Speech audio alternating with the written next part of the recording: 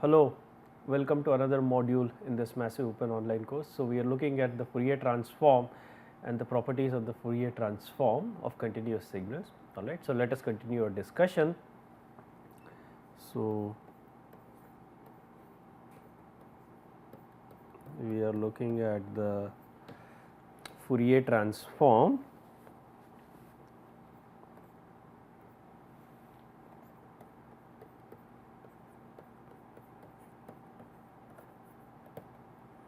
and the properties of the Fourier transform. We have looked at the Fourier transform of the impulse signal. Okay. Let us now look at the Fourier transform of the exponential of an exponential signal, that is a signal of the form x t equals e raised to minus t u t, assuming that a is a positive quantity, a is greater than 0. Now, notice that this signal is absolutely integrable. Okay. Notice that this is an absolutely, if you look at this signal is an absolutely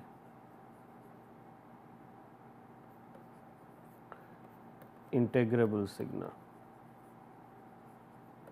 Okay. This is an absolutely integrable signal, and in fact, if you look at the Laplace transform of this, you can check the Laplace transform of this. The Laplace transform of this is Laplace transform of e raised to minus t u t.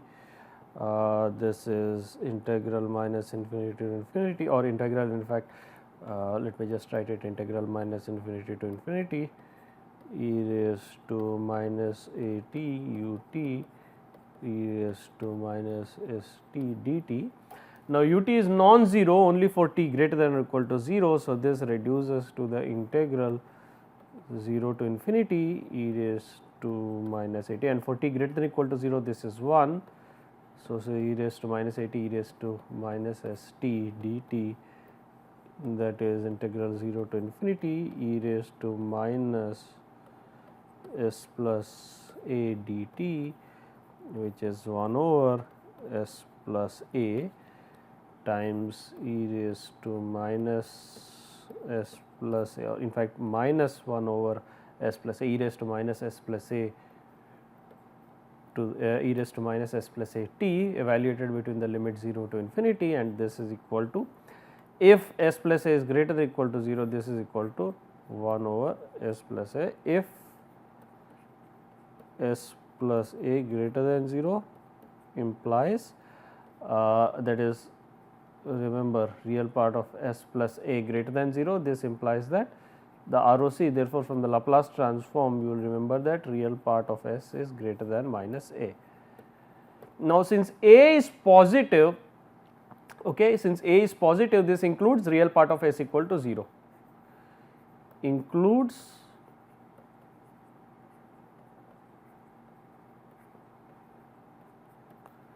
okay.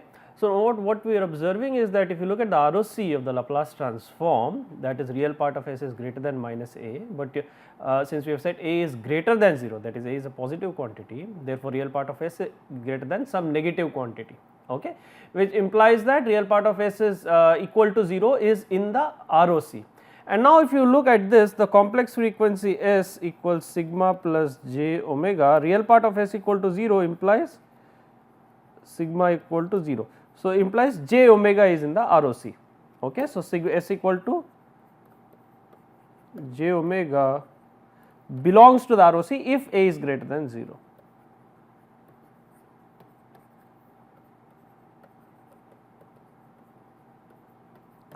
And this is nothing but s equal to j omega, this is nothing but s equal to j omega, we have nothing but the Fourier transform. And in fact, if you evaluate the Fourier transform, you will observe that the Fourier transform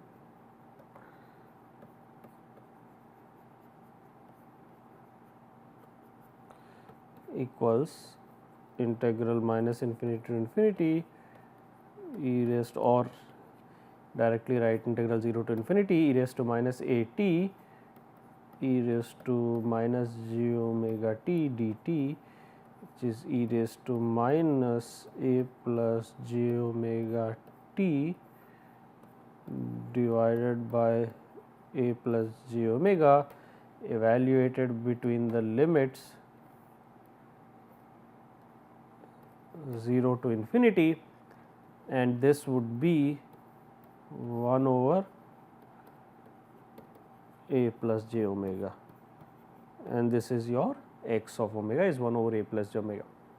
And here we are assuming that we are setting e raised to minus a plus j omega t limit t tending to infinity equals 0, since a is greater than 0. That is, for a greater than 0, remember this is a decreasing exponential, it is absolutely integrable, therefore, its Fourier transform exists, and in fact the Fourier transform is obtained by setting s equal to j omega in the Laplace transform. Remember, the Laplace transform is 1 over s plus a, set s equal to j omega, you obtain 1 over j omega plus a, which is in fact the Fourier transform. Okay.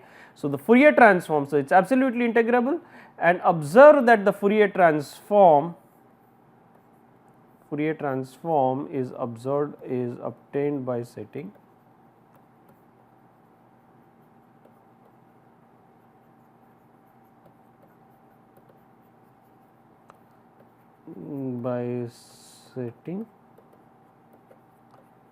s equal to j omega in the Laplace transform.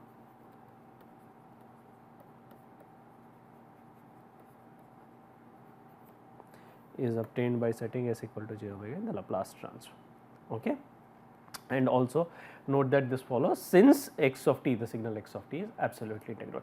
Now, let us see a scenario where that is not true. Let us consider a signal which is not absolutely integral. For instance, consider x t equals the unit step function. Okay, x t equals the unit step function.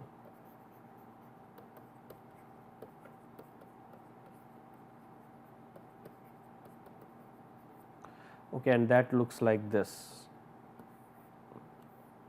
If you look at 0 for t less than or equal to 0, for t greater than or equal to 0, 0 for t less than 0, this is 1 for t greater than or equal to 0.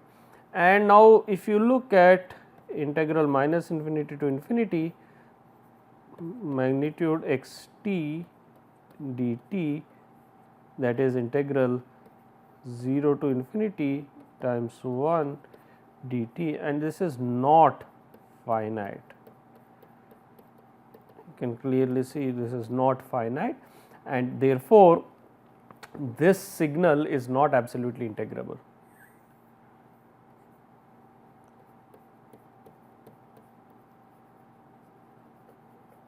Not absolutely, this is not absolutely integrable, and in fact, if you look at the Laplace transform, so ut, remember ut, let me just write down the expression for ut equals 1 for t greater than or equal to 0, this is 0 otherwise, and in fact, you will remember that the Laplace transform of ut equals 1 over s. Okay. So, the Laplace transform of ut is 1 over s, and the region of convergence ROC of the Laplace transform, remember the ROC of the Laplace transform is a real part of s greater than 0, which means the sigma, that is a real part of this complex frequency, has to be greater than 0. Alright. So, it does not equal, so it does not include sigma equal to sigma equals 0 in the region of convergence. Therefore, the j omega axis is not present in the region of convergence of this signal. Okay. So, which means that you cannot employ the Fourier transform in a straightforward fashion. Okay. So, region of convergence ROC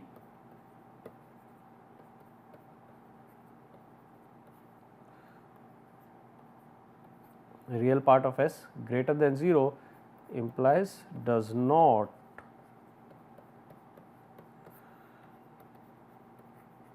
include s equal to j omega in ROC.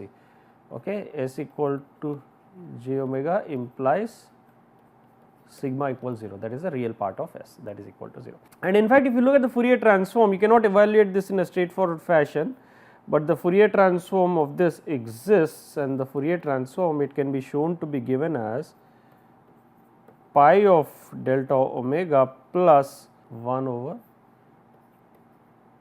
j omega. In fact, if you set s equal to j omega in the Laplace transform, all you will obtain is 1 over j omega. So, you will miss this factor, which is pi times delta omega. In fact, this is therefore, you can see that the Fourier transform is not obtained by setting s equal to j omega in the Laplace transform, because well, s equal to 0 does not, that is real part of s equal to 0 is not in the region of convergence, and you can also see that this function is not absolutely integrable. Okay. So, this is not obtained from Laplace transform.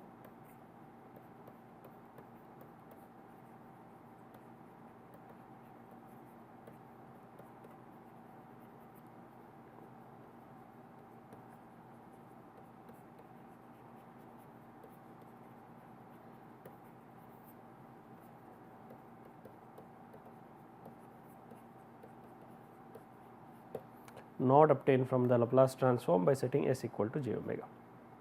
Okay, the Laplace transform is not obtained by replacing s equal to j omega in the, so the Fourier transform is not obtained by replacing s equal to j omega in the Laplace transform, because it is not absolutely integrable. Okay. Let us now continue our discussion. Let us look at the properties of the Fourier transform, or let me just start this on a different page. We want to look at the properties of the Fourier transform.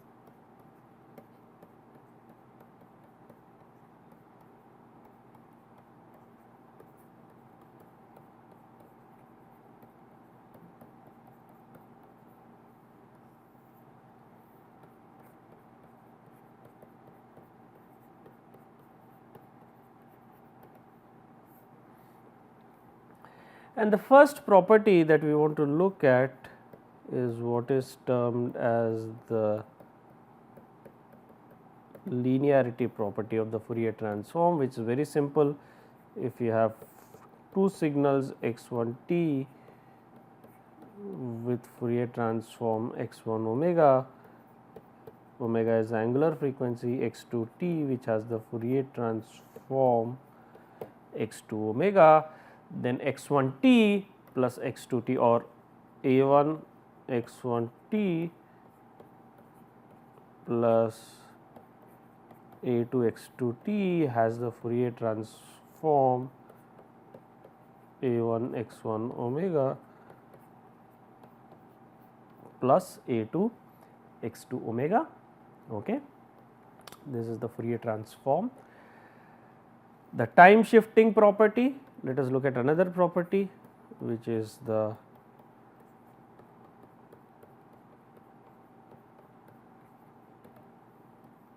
time shifting property, which is if x t has the Fourier transform x of omega, consider a time shift x of t minus t naught, that is, this is x of t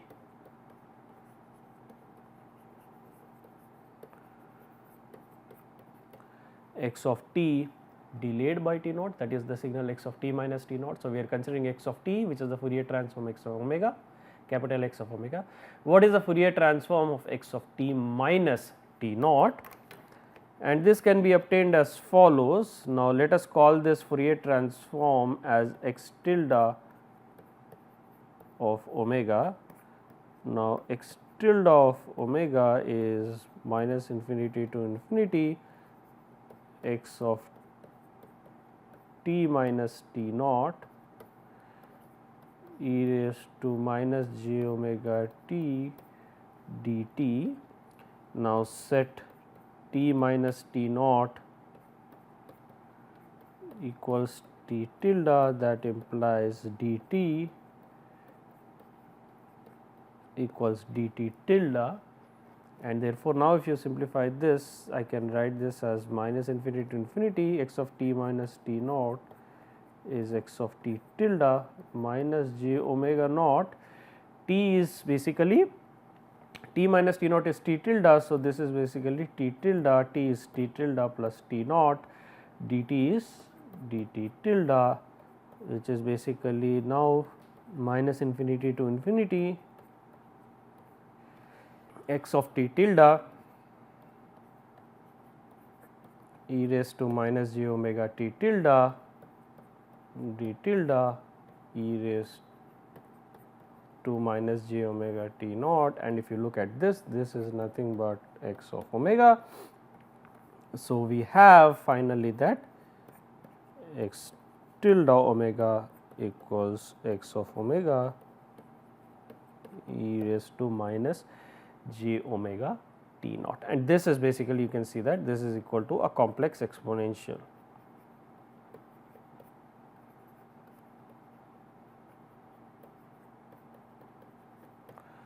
This is a complex exponential. Okay. So, basically what we are seeing is that x of t minus t naught has the Fourier transform x of omega e raised to minus j omega t naught. So, this is the Fourier transform, that is basically shift in time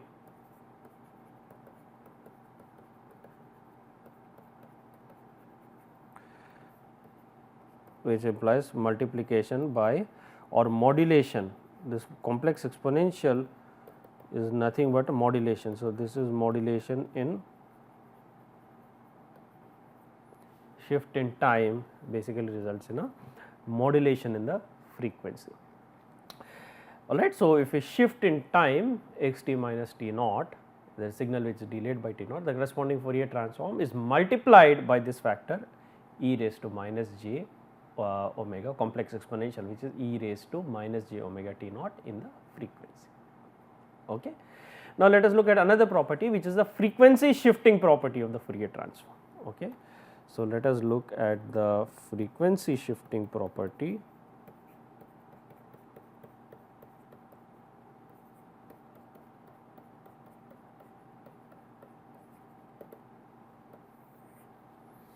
Now, the frequency shifting property, this states that, again it is the dual of the time shift, that is, if you have the modulation, if you have a modulation in time e raised to j omega naught t x of t, in frequency you have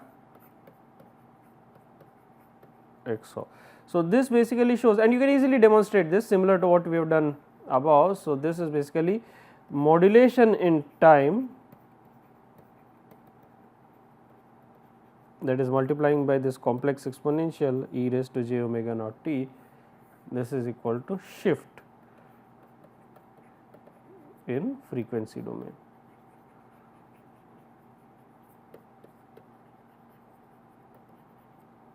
This is basically a shift in the frequency, this results in a shift in the frequency domain. Okay. And then another interesting property is basically the time scaling property.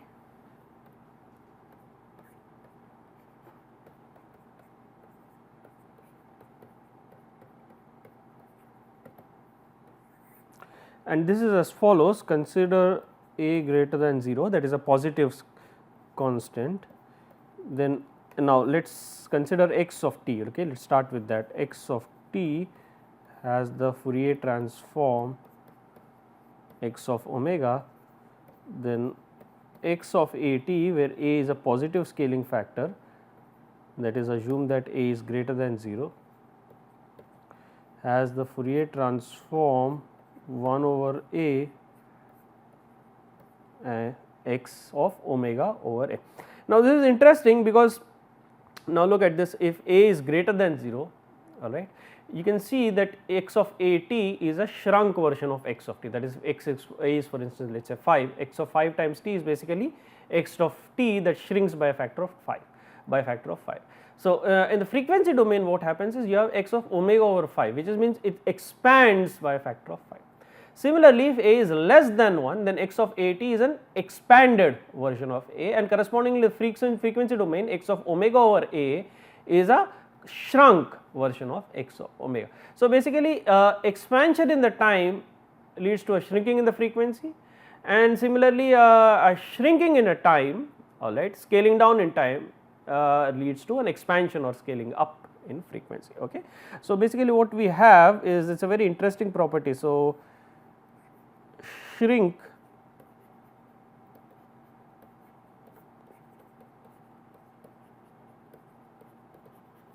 slash expand in time leads to the opposite effect, expand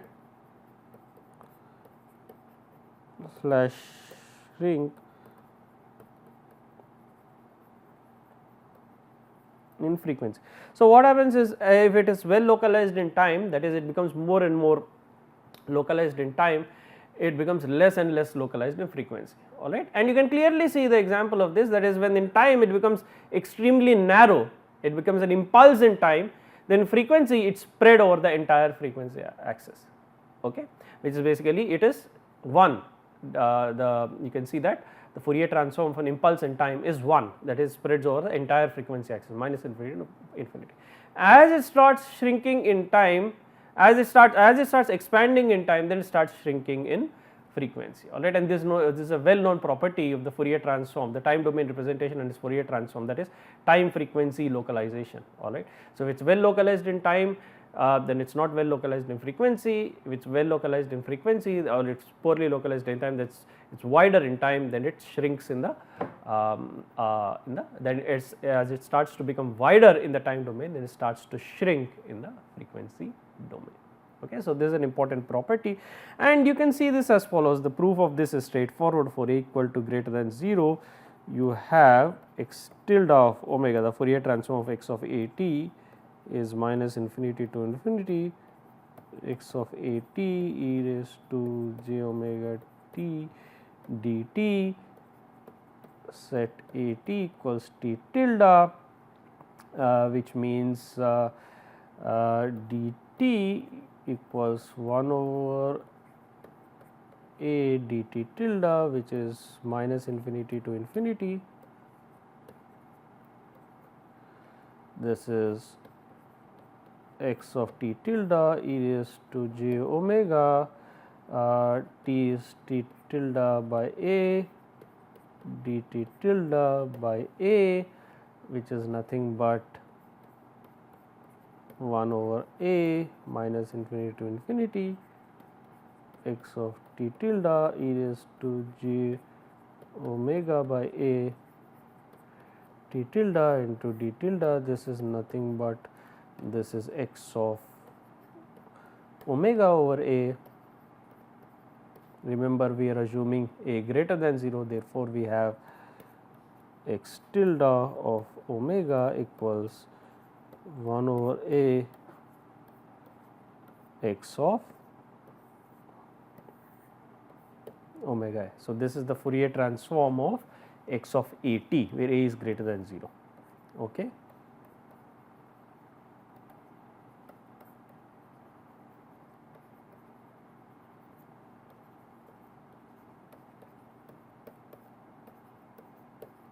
A is greater than 0, and similarly you can show what is known as the time reversal property. The time reversal property or the time reversal property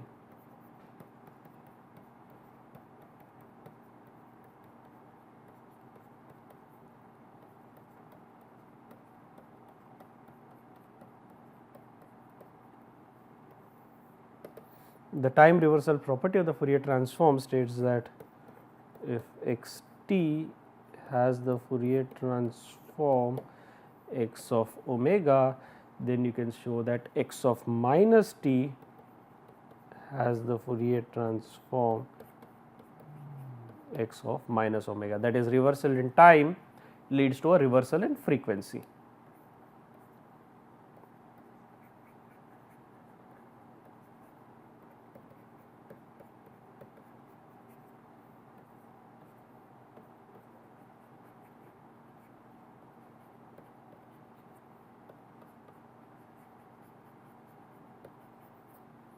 Reversal in time leads to a reversal in frequency. Also, this can also be shown very simply. Okay. So, we have reversal in time leads to a reversal in frequency. This is the time reversal property of the Fourier transform. All right. So, what we have seen in this module is we have looked at some interesting properties. So, we continued our analysis of the Fourier transform. We have looked at the Fourier transform of the exponential and the unit step function, and we also started looking at some of the interesting properties of the Fourier transform. All right. So, we will stop here and continue in the subsequent modules. Thank you very much.